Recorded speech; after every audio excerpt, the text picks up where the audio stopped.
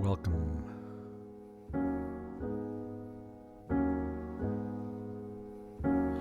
to the Ultimatum Game. The Ultimatum Game is a technique that's used to pretty much judge the fairness of how we deal with each other. And you can well imagine just taking these two words, ultimatum and game, that we shouldn't take it seriously, but of course we all know that games are taken extremely serious. And the ultimatum, of course, is either you do it or there are consequences. So within this game, or this technique, we're trying to figure out how do we come to some sort of compromise. And because it's an ultimatum, very often the results are either all or nothing. So what are the possible results that we can get? Either we split it down the middle, or we might go ahead and say they actually did something that was quite notable. I don't need half, or whatever it may be. And as a general rule of thumb, following the 80-20 rule, we do not want to end up on that side of the 20. So very often, 20% is not accepted. So I just finished reading a book from Jennifer Jacquet. It's called Is Shaming Necessary? And I'll be talking about the book later on in this program. But in any case, the author describes not just the game, but a scenario that was put together that was actually quite disturbing. She describes the game and mentions that we as human beings, depending upon whether we feel that we're talking to a human being or if we're talking to a computer, our reaction will be different. So who do you think we are going to renege on more? Would it be the human being or the computer? Well, the computer is the master of the universe,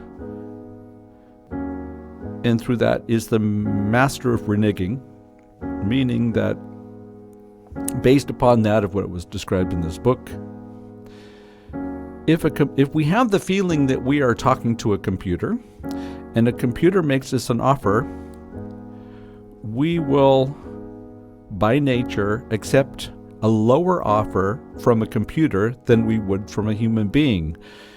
And apart from that being a very sorry state, I started to think about that a bit. And I think part of it is that we feel that we can converse with human beings, but we have no chance against technology.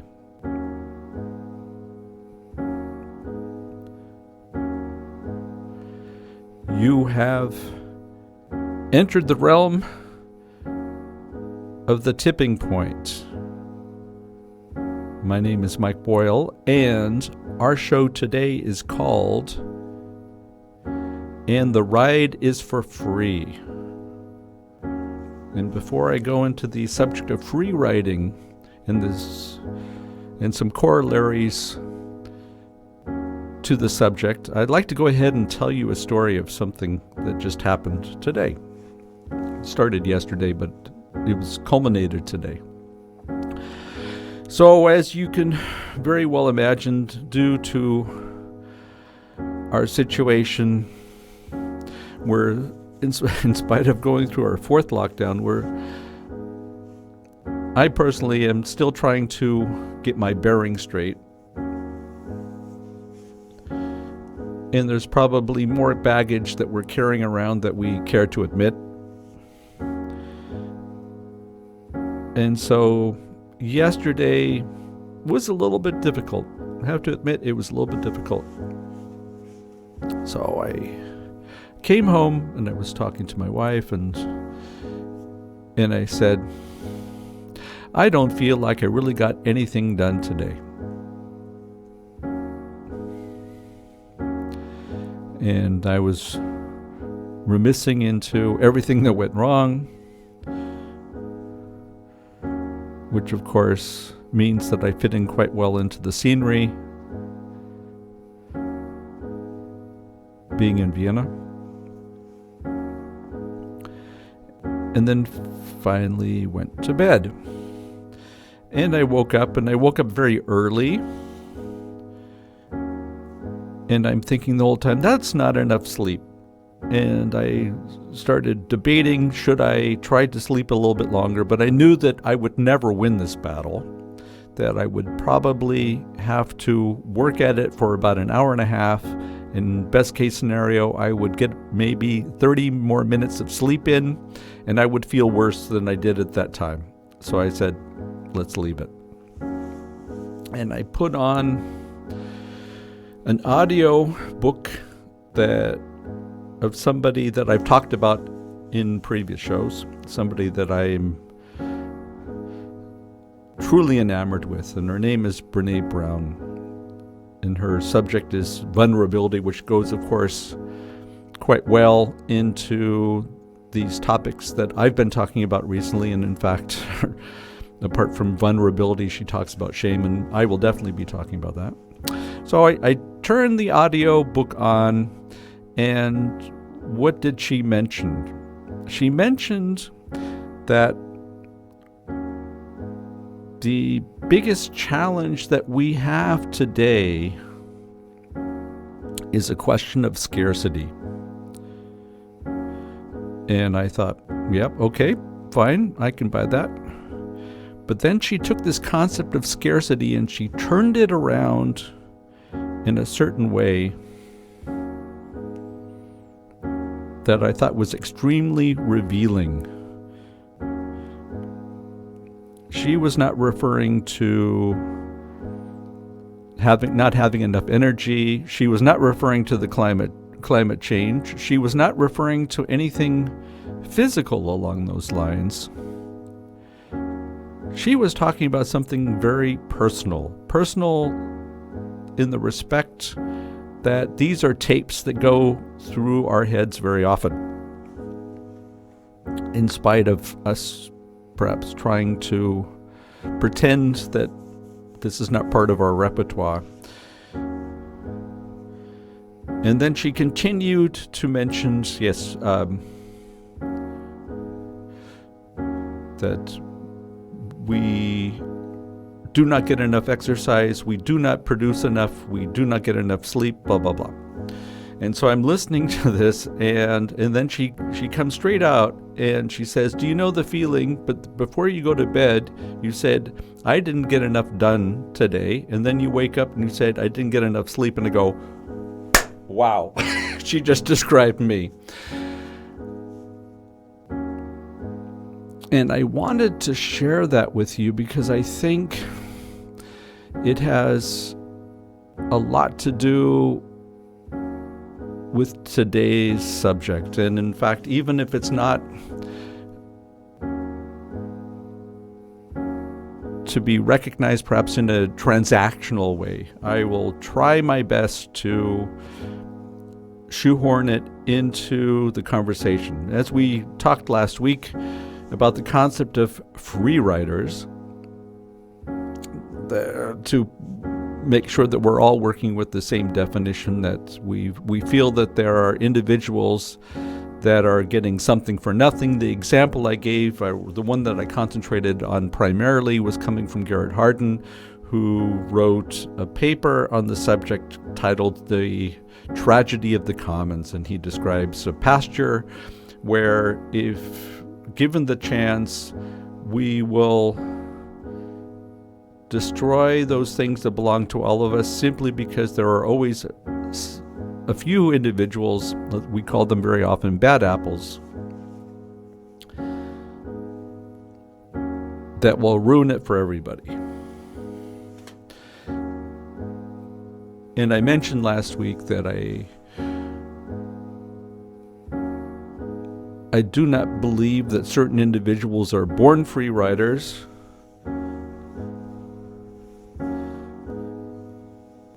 Rather, I believe that we are all free riders. If given the opportunity, we will relish in the fact of actually getting something for nothing. So let's not pretend that we're talking about a specific group.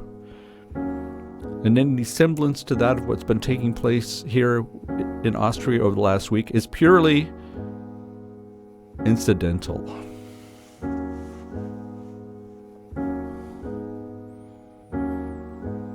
But if we agree that we are all free riders in our hearts of hearts, then we need to come up with better structures to address the question itself.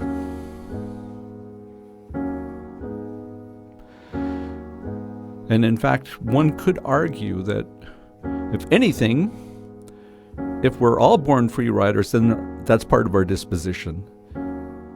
Then what we should really do is make sure that we do not have a situation where that can be exploited. So I'd like to go ahead and explain another theory. This one's coming from Scott Page. He is a professor at the University of Michigan and talks about a lot of subjects that are near and dear to my heart. He's a big aficionado of the concept of co-creation. And he came up with a theory which is called the standing ovation theory. And within this theory, I'm going to describe his theory in the form of a theater. And we get to the close of the performance. And so if you can imagine, we're together in a theater. The piece is finished, and inevitably you have a group, unless it was really bad, you have a group that will stand up and start applauding.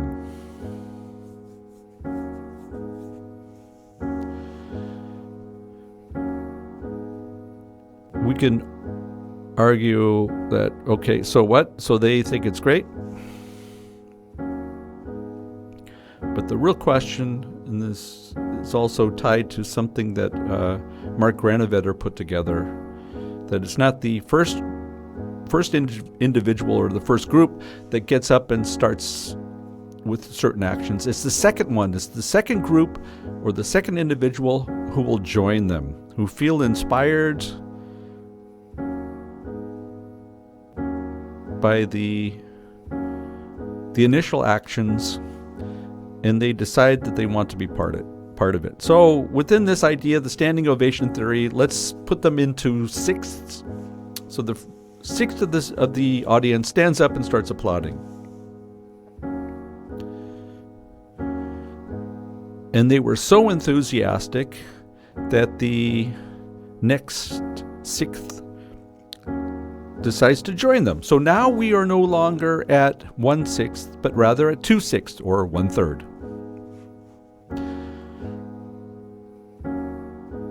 Again, score, 2/3 people still sitting, 1/3 standing and applauding. Well, that momentum of the second group going ahead and joining the first and applauding becomes an impetus for the next group to join. So now we have, let's say, 2/3 of the audience standing up and applauding.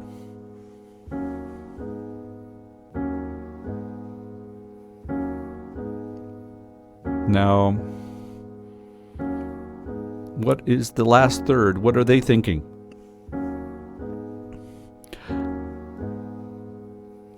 I believe that 1/6 of them, or half of the last group. They're thinking, actually, it wasn't that great. But they're so excited, we might as well just go ahead and join them. So now what's the score? 5/6 are standing, 1/6 are sitting. So what do you think the last group, the last 6, what did they do? Well, nobody wants to be ostracized. Nobody wants to be excluded. And so they will say, actually, I didn't like it at all, but I don't want to stick out. So I won't applaud, but at least I'll stand. So that means now we have 100% standing to close this piece. What does this have to do with free writing, you might be asking at this point.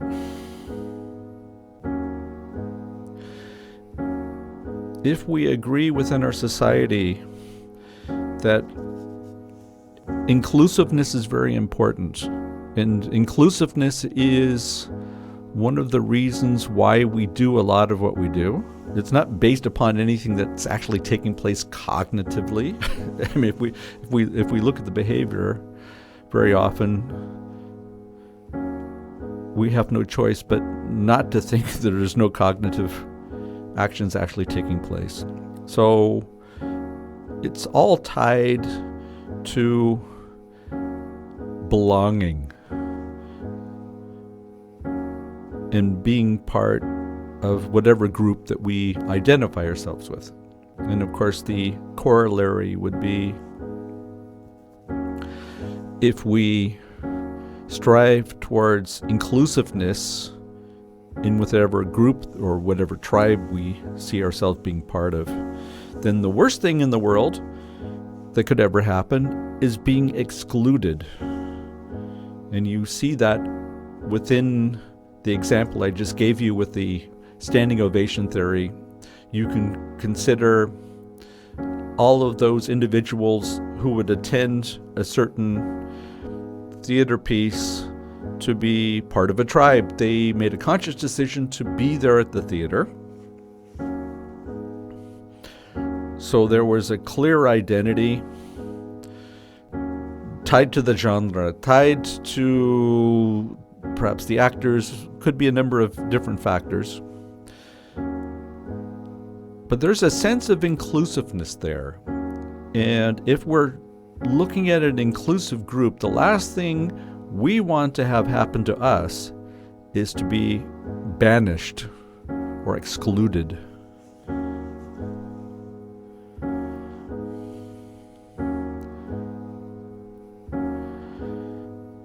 So then I raised the question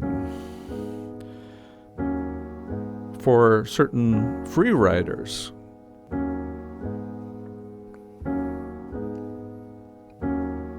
In the impetus of why they are trying to get something for nothing, which we agree is something that's innate in all of us. Could that possibly be the biggest fear that the free rider could have? Of being excluded.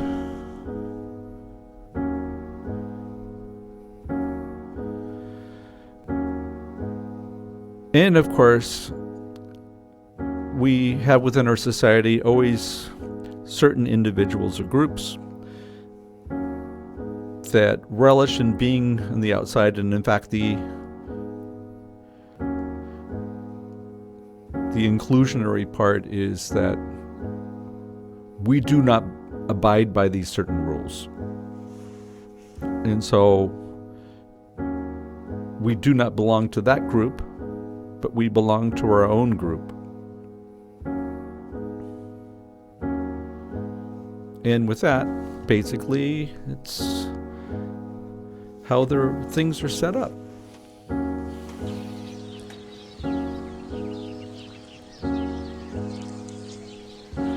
So we follow that path in trying to better regulate the common good, or those things that belong to all of us. And we know that this concept of free riding which is innate in all of us, is something that has to be curtailed, well, then we have to go ahead and raise the question, how can we do it? Exclusion obviously is one. And if we think about how things are set up, we identify, of course, not just with our group, but there are clear norms that this group has, those values that the group believes in.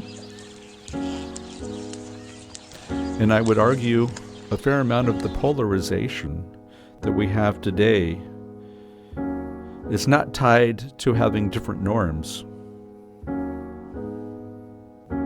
I believe for the most part, we do. But we've separated this norms part from the identity part, and that has triggered the big divide. As I mentioned in the beginning, just finished reading a book by Jennifer Jacquet, and the name of the book is called Is Shaming Necessary? And here I have to be honest, I was a little bit hesitant before I started reading this book because of people like Brene Brown and this feeling that I have that shame is a vehicle that we use in society to keep people in their place. And so not only is it extremely destructive, but you really have to go ahead and question the actual use, regardless of whoever we're talking about.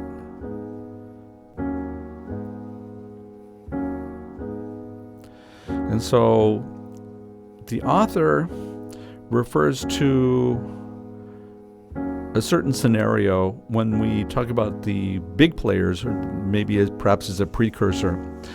This is looking at the problems we have towards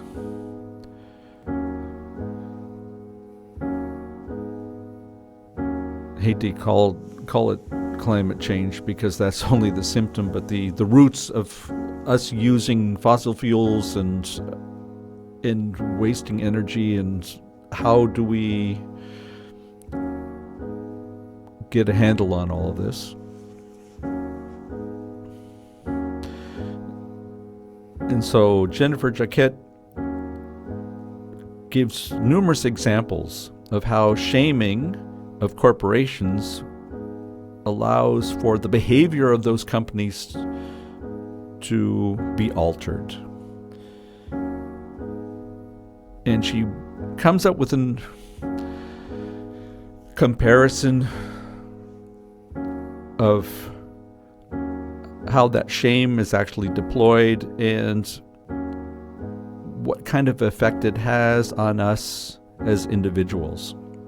And one could theoretically say that the shame of the company could be the guilt that you and I have. And so if the company is shamed, then we would feel guilty in actually going and buying their product still. And to alleviate our guilt, we make a conscious decision not to buy the product.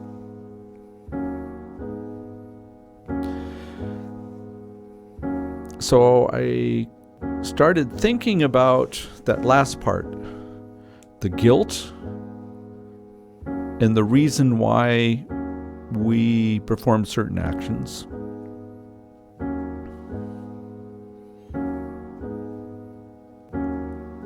And I raised the question to all of you what that value is, and to what degree perhaps there might be a certain amount of manipulation to be found behind that. We have, of course, for a number of years, various types of certification. I use the word certification for lack of a better term.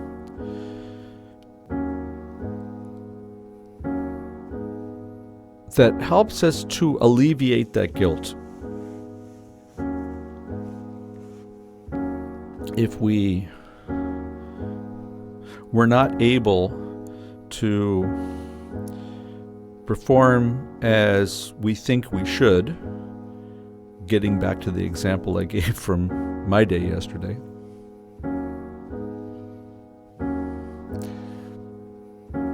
then is it possible to go ahead and take that and put a Band-Aid on it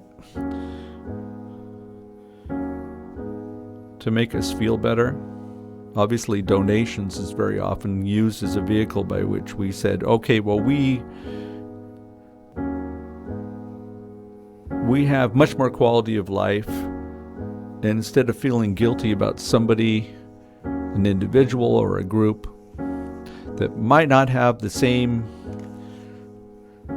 quality of life as we do, then we will go ahead and give them some money in the form of a donation. And with that, it allows us to alleviate this guilt. And of course, from an ecological perspective, we know this one quite well. We have, of course, the fair trades of this world, or there's whatever might be comparable. And please do not get me wrong, I have nothing against fair trade. Quite the opposite.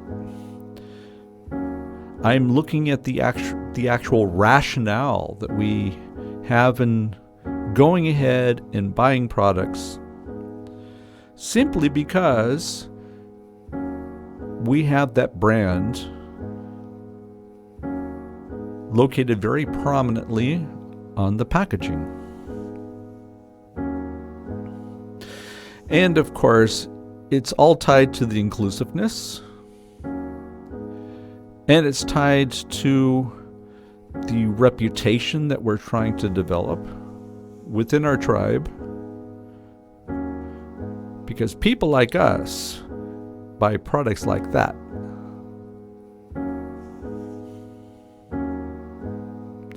And if we're not seen buying products like that, then of course we have the fear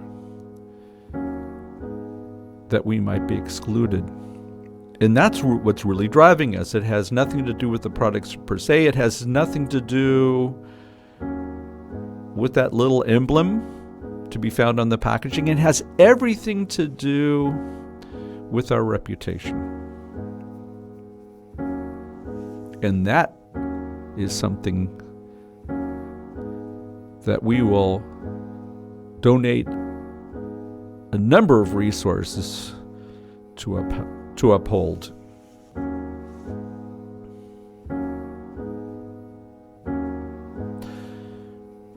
So let's follow this concept of shaming and guilt and free riding, and let's see where it takes us.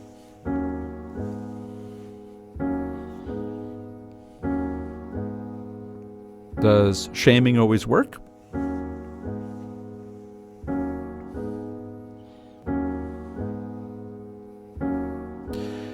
If you have somebody within your own group, that group that you identify with, if the shaming is coming from your own group, I would argue, yes, that would be very effective.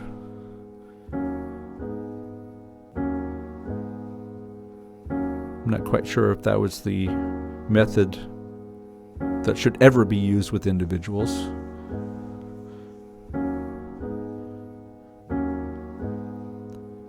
Corporates are not individuals. Corporates are an entity among itself. And the representation of things that are not very good.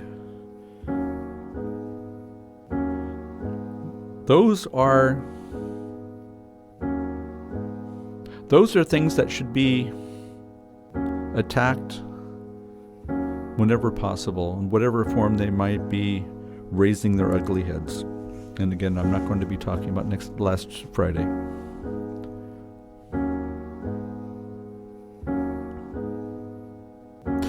But if you have a situation where the shaming is coming from the outside, what kind of effect could it have? And here, I would argue that it actually has an inverse effect.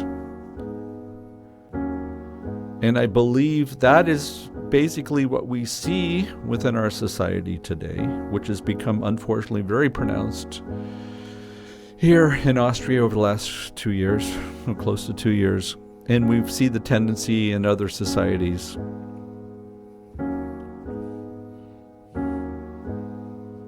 Most notably following the election that took place in 2016.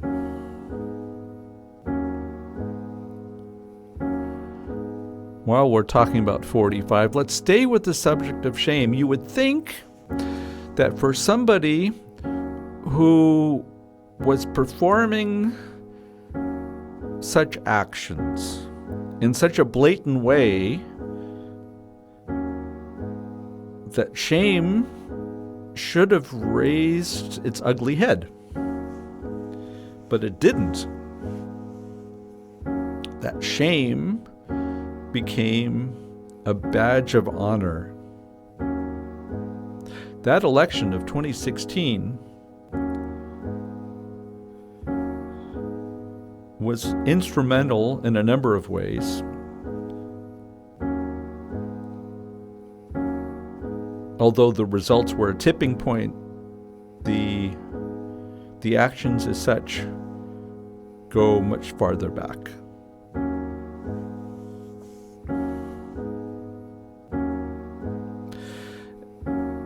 And you can see from that of what took place,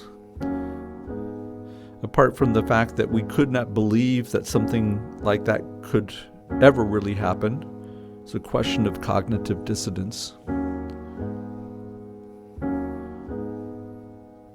But we were all helping the cause. The cause that we thought would never happen, the cause that we, if we knew, we would try to curtail it with all the energy we have.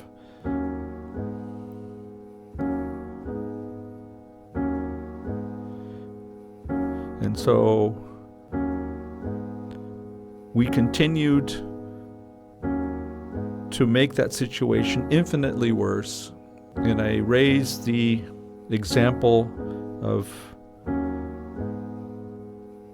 with the Democratic candidate who we thought was a shoo-in, Hillary Clinton, what she called the group that supported Trump. She called them deplorables.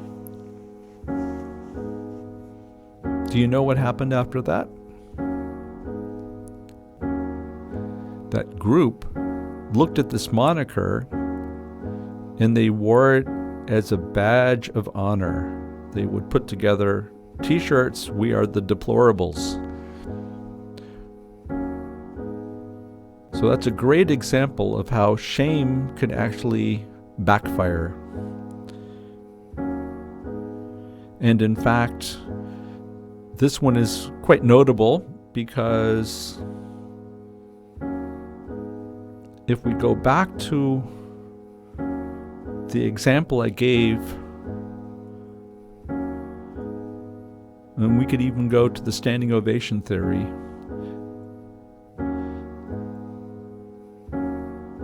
that we know that individuals can only be ostracized by somebody in the group and can be forced to do things that they would never do otherwise simply because they do not want to stick out. They do not want to be excluded. And we had a great example recently from number 45. This had to have been a few months ago. Trump was giving a speech in front of his supporters, and the subject of vaccination came up. And for those of you perhaps who've followed what took place prior to the actual election in 2020, that he apparently did get COVID-19, and that was a way for him to garner sympathy, or so it had appeared. And a number of us were actually questioning whether he really did get the coronavirus or not. Well, in any case, Trump got up in front of one of his supporters giving a speech and made the case for vaccination. And then it got very interesting, and not too dissimilar to the standing ovation theory. So 6 of the audience started booing. And it didn't take long for the booing to gather some sort of a momentum. It never got to the point of where all of the participants were booing, because, and if you ever have a chance, you should take a look at that video, because the look that Trump had on his face once the booing took place was a clear indicator of how we do have the vehicle to change things. He started backtracking, and he said, "Oh, that's okay, it's your right," and tried to deflect the subject. So for me, that was real proof that if we're using shame as a vehicle, then we need to make sure that it's within the same group.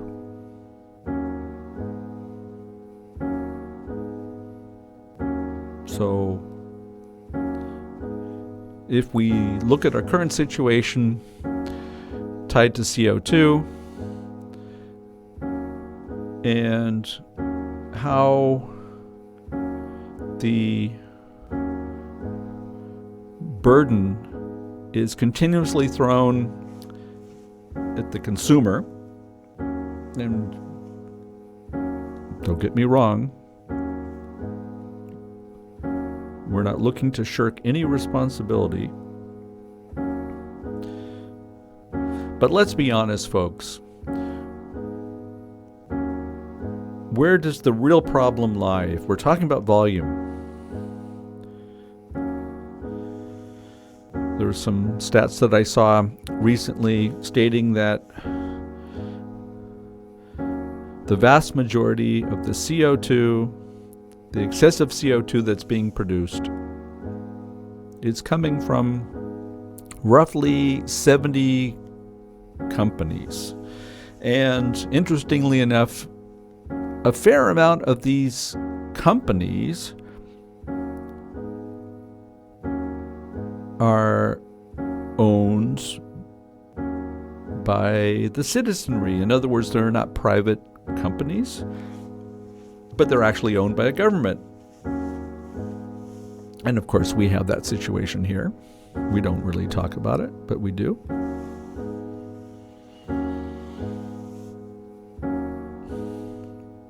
So, where does the inclusiveness come through?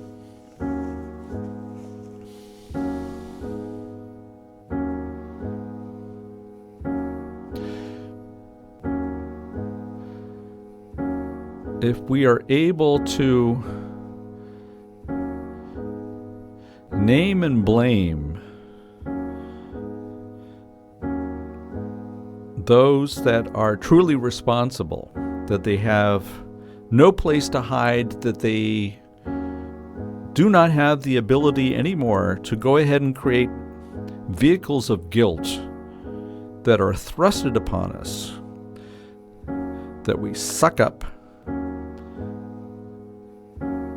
and take on because we do not want to be excluded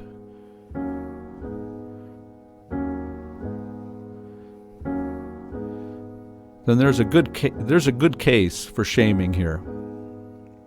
There's a good case.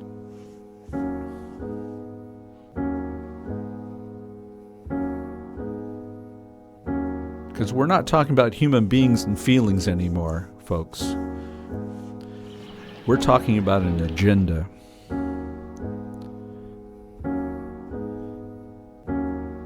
And if we're trying to change behavior,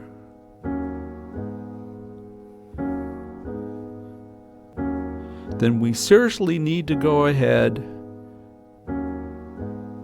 and think about what vehicles we have at our disposal.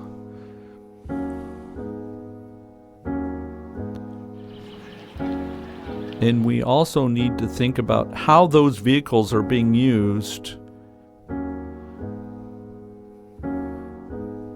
to tug on all these points that I've been referring to so far today.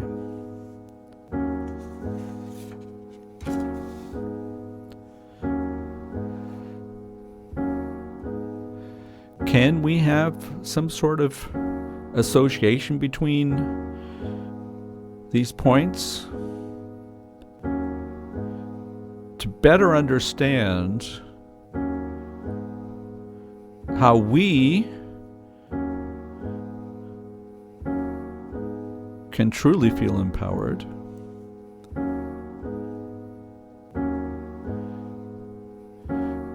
We have those examples of individuals who are performing what's called positive deviance. Deviance means outside of the norm.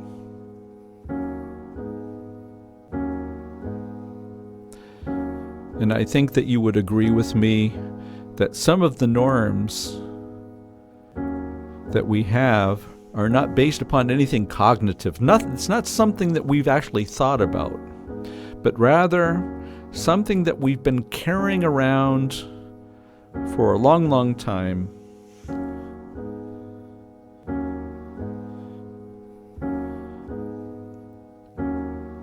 And it's something that floats around in our subconscious. And part of the goal has to be taking it from that subconscious and bringing it to the forefront. Well, those individuals within our society who are willing to be ostracized, they're willing to be excluded, they're willing to be not included, or the threat that they would not be included within the mainstream, well, they're willing to take that on.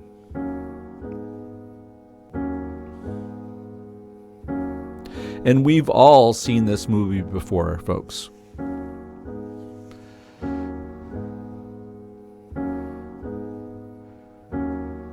Some group, or perhaps even an individual, will go ahead and state that they will not take it anymore. So what does that thought process look like for us? Our first reaction is, well, that's not possible. Well, we have to take it. Which, of course, is a knee-jerk reaction. Very understandable. Understandable, not excusable. Big difference.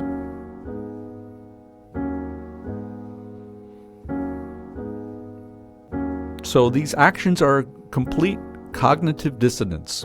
We could not imagine that somebody could actually refuse. So that's step number one.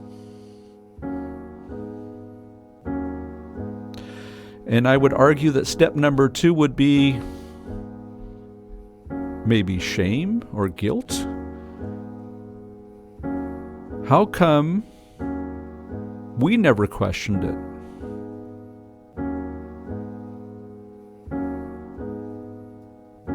And don't lie. Don't tell me that those types of thoughts have never gone through your mind.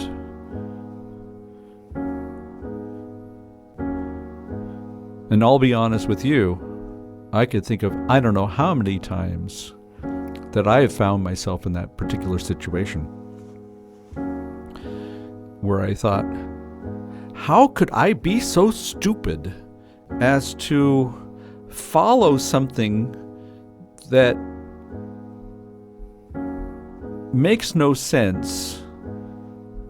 I did not spend any energy in a cognitive thought process and actually evaluating what we were all doing.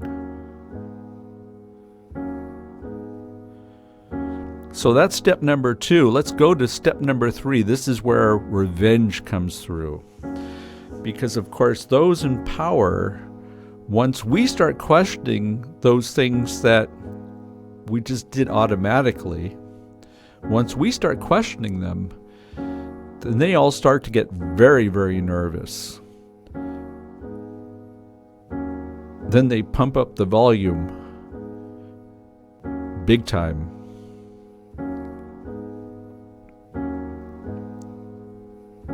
And then that's when the media reports come through in trying to make that individual or that group outliers. Because what they're trying to do is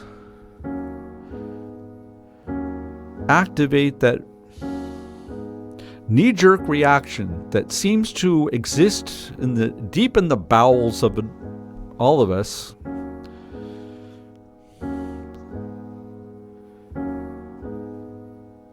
Some are able to recognize a little bit quicker than others, but it would be a lie to say that none of us are not afflicted.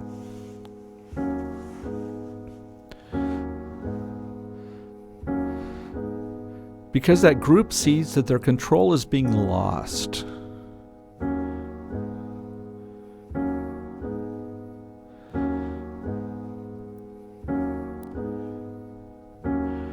So where does that leave us?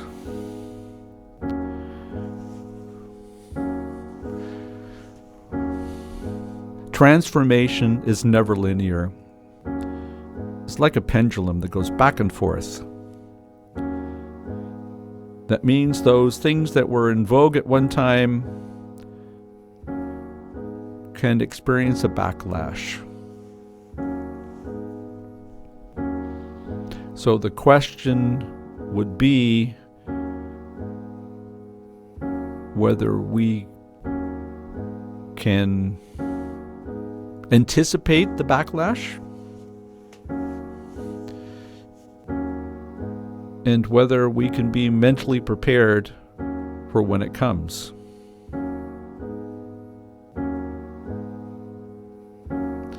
And develop some sort of immunity to the knee-jerk reaction that exists in all of us. That's really the question. We know through time that norms are not static. The best example that I can think of is tied to smoking. But we have a number of examples, just looking at the last 50 years, of where our opinions have changed due to the fact that those norms, those things that we consider to be normal, that we don't really think about,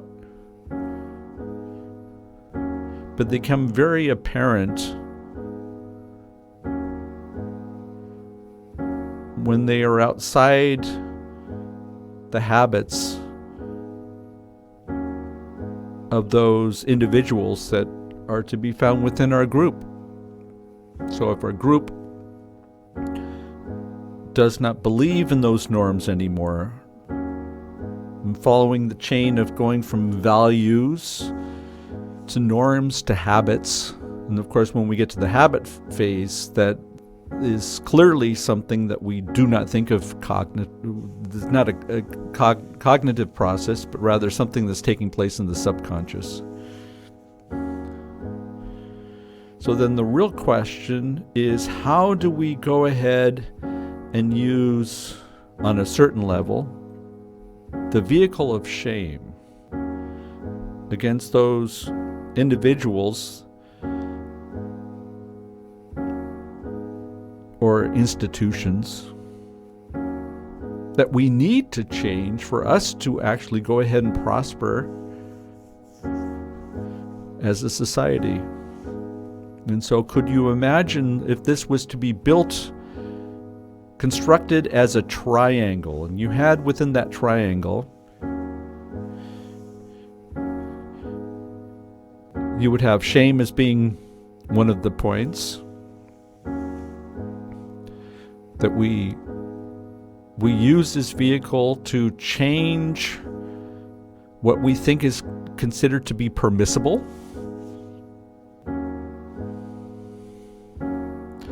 And by changing those things that we say are permissible, that we inherently are changing the norms of our group. And with that, we say, we, within our tribe, do not perform these actions anymore. We do not agree to whatever it may be.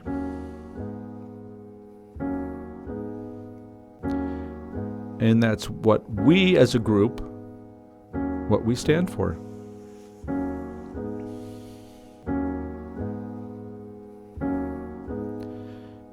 And if we're talking about real change within our society,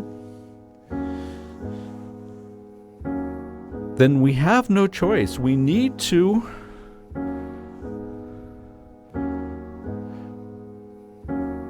bring all of this to the frontal lobe and really think about, how do we go ahead and make this happen?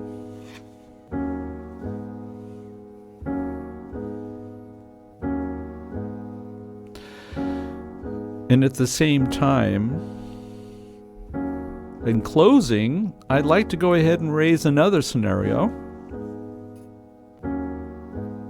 because we were talking about having a ride for free. Could it be the case that these so-called free riders, that their actions are not necessarily tied to what we think they might be, but there's something underlying that we need to take a closer look at?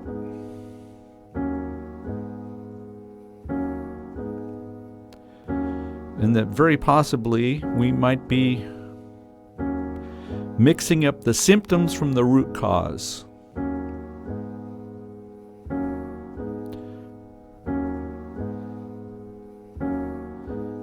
And that the non-compliance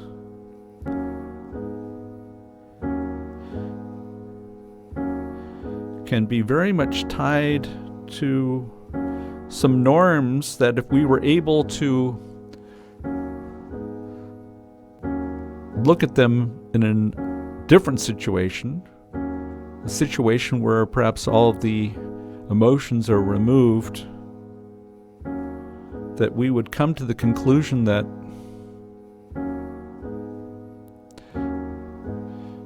maybe we're talking about a barrier to entry.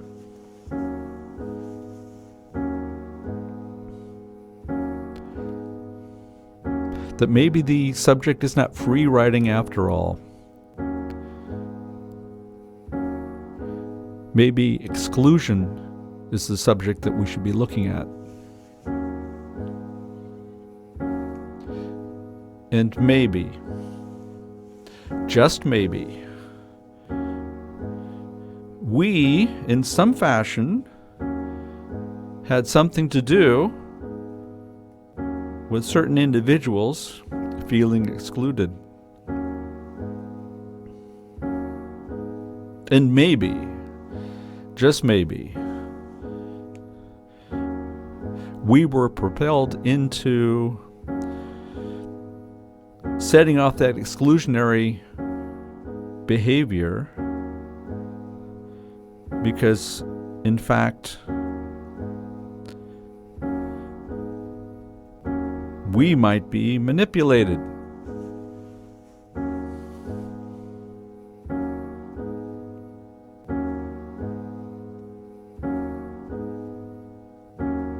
So some takeaways from today.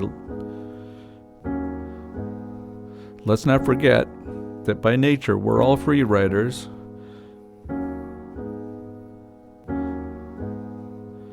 That the actions are very much tied to symptoms and not necessarily the root cause.